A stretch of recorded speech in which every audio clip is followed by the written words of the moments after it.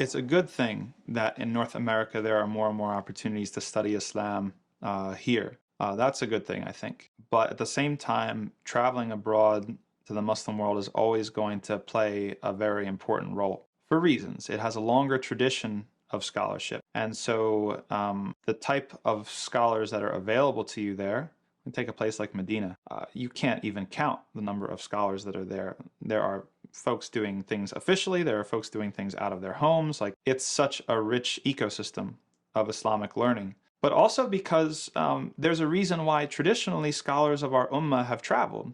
And part of that is because knowledge is not just about information, like the kind of Western paradigm of knowledge would have us believe. It's also about transformation in the Islamic kind of epistemology or the Islamic philosophy, whatever you want to call it. So the knowledge that you gain has to transform you. It has to actually turn you into a better person. If it doesn't, guess what? You're headed for trouble if you're studying Islam. And the process of leaving your home, leaving your homeland, immersing yourself in a place where you don't speak the language, the weather's different, the culture's different, everything's different.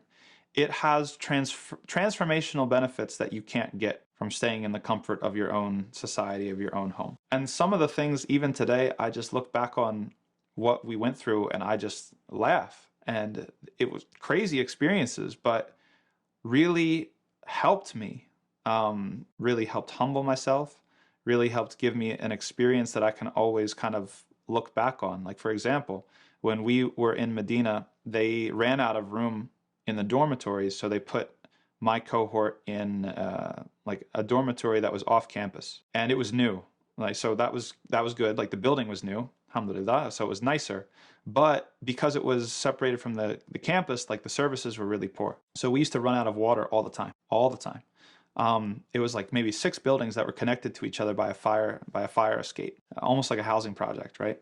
And if the water ran out in one building, then we'd all go across the fire escape to the next one to use the sink or to use the bathroom or whatever.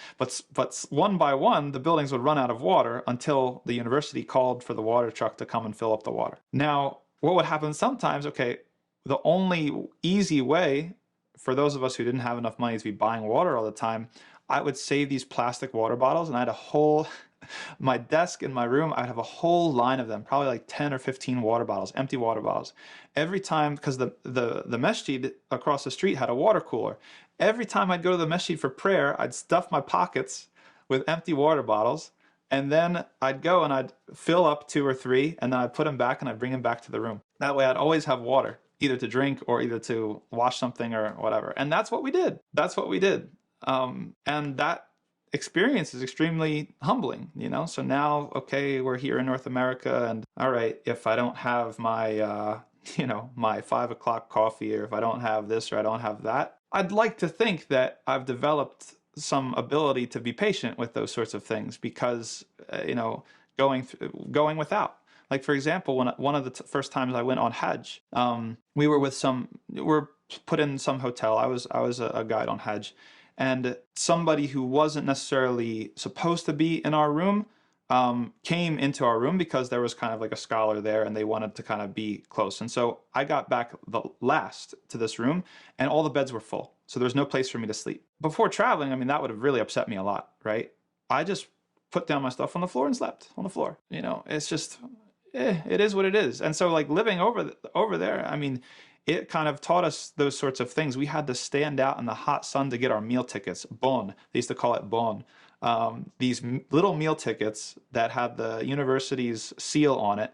You had to buy them if you wanted to use the cafeteria. And they'd have this little tiny window. And you would have to go there at only certain hours. Sometimes they're there, sometimes they're not. At the end of the month, your tickets are going to run out. You need to buy more tickets if you're going to eat at the cafeteria.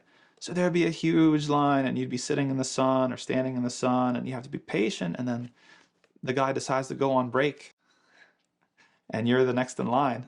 What are you going to do? What are you going to do? You know, at the end of the day, those experiences, they break you.